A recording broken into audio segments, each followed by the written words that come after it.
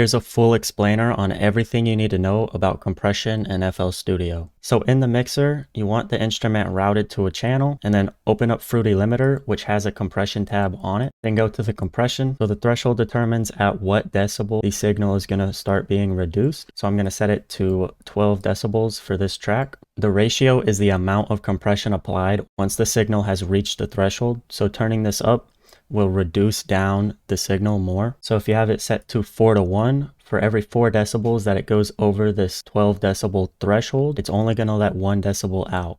The knee is the compression rate. So a hard knee will cause an abrupt transition and the compression will be applied at the full ratio, and a soft knee will create a smoother, more gradual transition. The attack is how quickly the compression is going to be latching onto the signal. So with a slower attack time, let's say at 10 milliseconds, there's going to be more of a delay before it starts compressing, and the release time is that trail end of it. So it'll let go of it sooner when it's turned down and later when it's turned up. And I wouldn't worry about the sustain too much. This sets the duration over which the input is averaged from 0 to 1000 milliseconds. This also has a saturation knob on it. The gain obviously is just volume, and this is going to be post-compression but pre-limiter. And then it also has a noise gate in it too. So this would be really good for vocals. Let's say you have some background noise that you don't want. If you set the threshold to just about where that background noise is coming in, let's say it's a fan or something and you could hear it at about negative 30 decibels.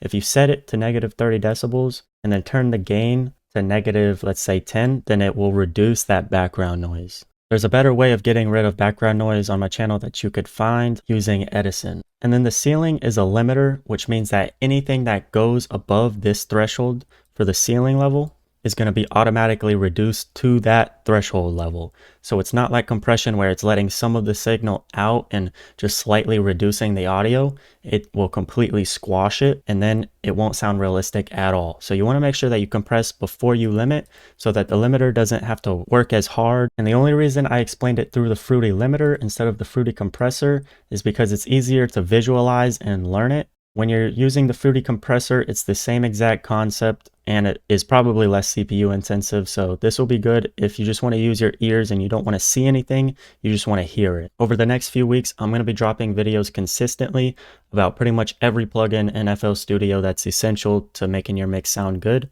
So if you want to see those, make sure you drop a like and follow for more.